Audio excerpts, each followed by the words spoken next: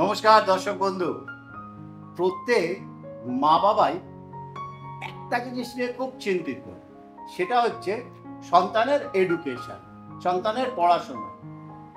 মা বাবারা ভাবে যে সন্তানের পরীক্ষা এলে সন্তানের তো নয়, আমার পরীক্ষা, এইটাই এখন একটা ধারণা হয়ে গেছে।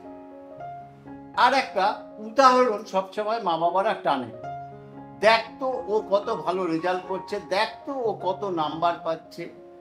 এই যে যাকে দেখাচ্ছে সে যে ভালো রেজাল্ট করছে, সে যে ভালো নাম্বার পাচ্ছে, আর আপনার ছেলেটা বা মেয়েটা যে পাচ্ছে না, কেন পাচ্ছে না? শুধু কি মাস্টার দিলেই পাবে? শুধু কি গাদা গাদা বই কিনে দিলেই পাবে? না, এর পেছনেও কোনো রহস্য লুকিয়ে আছে। সেই রহস্যটা উদ্ঘাটন যিনি করবেন তিনি এই অনুষ্ঠানের গেস্ট, জনপ্রিয় জ্যোতিষ ব্যক্তিত্ব, অ্যাস্ট্রোলজার এস.কে. আবিদ।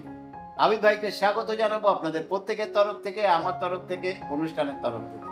নমস্কার আবিদ ভাই। নমস্কার দর্শক বন্ধু। আবিদ ভাই, হ্যাঁ, প্রত্যেক মা বাবা তার সন্তানকে নিয়ে চিন্তিত। আর এই একটা জিনিস হয়ে গেছে, ও ভালো পাচ্ছে, তুই কেন পাচ্ছিস? একদম রাইট। কে ভালো নম্বর পায়, কে পড়াশোনায় ভালো হয়, এটাও তো একটা ন্যাটাল চার্ট বলে। খুবই দরকার, খুবই দরকার। দেখো, একটা আমরা যখন জন্মছক দেখি, দেখা যাবে একটা বাচ্চার কর্কট লগ্ন। কর্কট লগ্ন মানে চন্দ্র।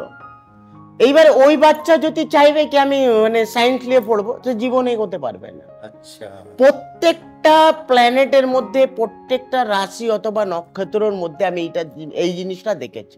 আমি দেখেছি তাদের কন্যা লগ্ন অথবা মিথুন লগ্ন, যারা বুধের জাতক, তাদেরকে বেশিরভাগ আমি দেখি মেডিকেল সায়েন্স অথবা কম্পিউটার সায়েন্স। সে আবার সায়েন্স, যেমন কর্কট লগ্ন, সে কিন্তু সায়েন্সের দিকে এগোতে পারবে না। তার কিন্তু এডুকেশনের জায়গা আমি দেখি আর্টস। সে ভালো একটা লয়ার হতে পারে, সে হোটেল ম্যানেজমেন্ট করতে পারে। কেন জন্মছকে এইগুলো খুব বেশি ম্যাটার করে। একটা বাচ্চার এডুকেশনের জায়গা উইক। এডুকেশনের মধ্যে আমরা কি দেখি? সব থেকে আগে আমরা বুধকে দেখি। আপনার বুধ কোন হাউসে বসে আছে, কোন ঘরে বসে আছে। বুধ কোন ঘরে বসলে উচ্চস্থ হয়। দেখেন তরুণদা, রবি ঘরে যদি বুধ বসে গেলে, রবির ঘরে বুধ বসে গেলে তাহলে উচ্চস্থ। তার জন্যই রবি বুধ বোধাদিত্য যোগ, যাকে আমরা রাজযোগ বলি।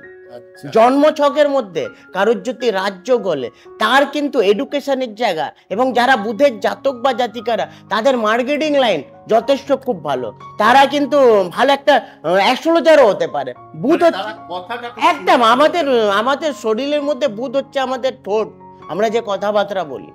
সে কিন্তু ভালো একটা ডাক্তারও হতে পারে, সে একটা ভালো লয়ারও হতে পারে, সে একটা ভালো কম্পিউটার সায়েন্স নিয়ে পড়াশোনা করলে যথেষ্ট খুব ভালো হবে।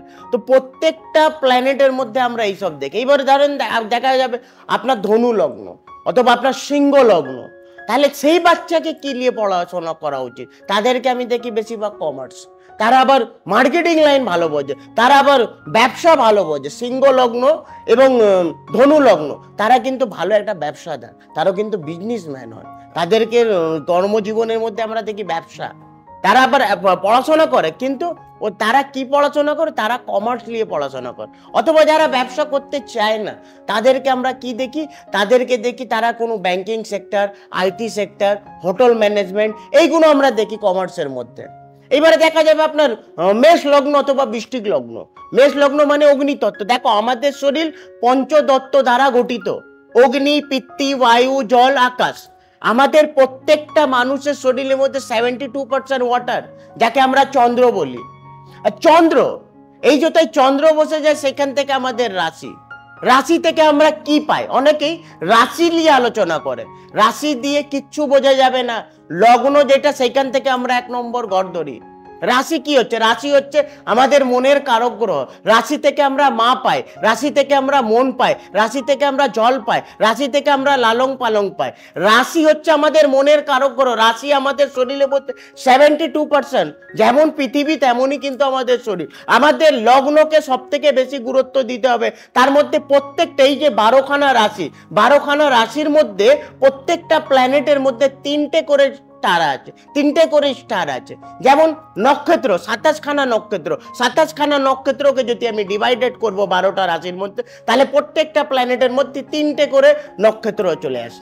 সেই নক্ষত্র অনুযায়ী একদম প্রত্যেকটা প্ল্যানেটের মধ্যে আমাদেরকে এইগুলো দেখতে হবে। তার মধ্যে আমাদেরকে দেখতে হবে ডিগ্রি। অনেকে অ্যাস্ট্রোলজার শুধু জন্ম ছক দেখলো, আরে ভাই আপনার ডিগ্রি কি? আপনি যে আপনার ধরেন আপনার সিংহ লগ্ন, আপনি রবির জাতক, রবি কোন হাউসে বসে আছে, কোন ঘরে বসে আছে, কাকে ভালো প্রভাব দেবে। রবি যদি বৃহস্পতির ঘরে বসলে উচ্চস্থ থাকবে, রবি যদি আপনার মঙ্গলের ঘরে বসলে, যেহেতু রবি হচ্ছে অগ্নিতত্ত্ব, রবিকে আমরা কি পাই? রবি থেকে আমরা মান, সম্মান, অধিপতি, যশ আমরা রবি থেকে পাই। কিন্তু রবি কোন কোন হাউসে বসলে ভালো প্রভাব, সেইগুলো আমাদেরকে দেখতে হয়। জন্মছকের মধ্যে এডুকেশন নিশ্চয়ই আমরা দেখি, কিন্তু আমাদেরকে তথ্যগুলো দেখতে হয়। আপনার কোন তথ্য? আপনি কি কমার্স নিয়ে এগোতে পারবেন, আপনি কি সায়েন্স নিয়ে এগোতে পারবেন, বা আপনি আর্টস নিয়ে এগোতে পারবেন? তো জন্মছকের মধ্যে বাচ্চাদের আমাদেরকে, একটা বাচ্চাকে আমি প্রেশার দিলাম না তুমি একটা ভালো ডাক্তার হতে পারো, মানে মানুষকে প্রেশার দেবা। একটা মানুষের শরীরের মধ্যে 5 রকমের গুণ হয়। ও দেখা যাবে না আমার মেডিকেল লাইন ভালো না, আমি কম্পিউটার সায়েন্স, নিশ্চয়ই কম্পিউটার সায়েন্স নিতে পারো। বা ওর ইচ্ছা নেই না আমি একটা ভালো লয়ার হতে পারি, নিশ্চয়ই তুমি লয়ার হতে পারো। তা একটা মানুষের শরীরের মধ্যে আমরা 5 রকমের গুণ পাই, সেই গুণটা আমাদেরকে বের করতে হবে। একটা মানুষকে জোর জবরদস্তি আমি চাপিয়ে দিলাম কি না তুমি না এই মেডিকেল সায়েন্স করলে তোমার খুব ভালো, এবারে সেই বাচ্চাটা নার্ভাস হয়ে যাবে, আরে আমি তো মেডিকেল সায়েন্স জীবনেই ভাবিনি, তাহলে এই অ্যাস্ট্রোলজার কি করে আমায় বলে মেডিকেল সায়েন্স? তাহলে আমি মানে কি আমি চাপিয়ে দেব? চাপানো কোনো ব্যাপার, আপনি যেটা বেটার বুঝবেন। কিন্তু হ্যাঁ, লগ্ন দেখে আপনি একটা জিনিস মাথায় রাখবেন, আপনার কোন রুটে গেলে বেটার হবে, আপনার কোন জন্মছকের মধ্যে, তার জন্যে আপনাকে নিশ্চয়ই জন্মছক দেখাতে হবে। এইভাবে তো দেখেন বলাটা পসিবল নেই, কেন অনেক রকমের রাশি লগ্ন আছে, অনেক রকমের নক্ষত্র আছে। নক্ষত্রের মধ্যে আমাদেরকে দেখতে হয় কি কোন নক্ষত্র আপনার জন্য ভালো প্রভাব দিয়েছে। নক্ষত্রটা খুবই দরকার।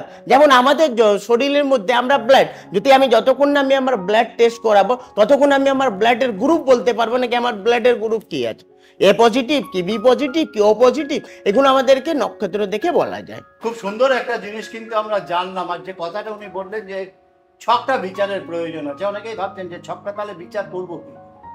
অবশ্যই 47A Rashbehari Avenue, Kalighat metro station, 5 নম্বর গেট থেকে বেরিয়ে পায়ে হেঁটে 2 মিনিটের পর কলিং এ ফোন নাম্বার আছে, ছোট্ট একটা ফোন করুন, সম্পূর্ণরূপে যারা থাকবেন সাহায্য করবেন। আপনি চলে আসুন এই নবগ্রহ জেমসে, এবং নবগ্রহ জেমসে প্রত্যেক দিন উনি 1টা থেকে 8টা পর্যন্ত থাকেন, দুপুর 1টা থেকে 8টা।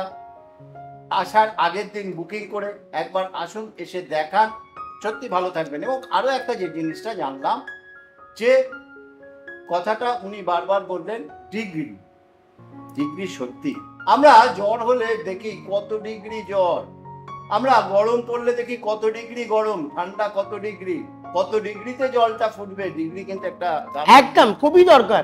আরো এইরকম অনেক কিছু নিয়ে আসবো, কিন্তু তার আগে আপনারা চ্যানেলটাকে সাবস্ক্রাইব করুন, লাইক করুন, শেয়ার করুন। বিদায় নেব, কিন্তু আপনাদের আসার অপেক্ষায় রইলাম। আপনারা এলে 100% রেজাল্ট আবিদ ভাই আপনাদের দেবে। নমস্কার দর্শক বন্ধু।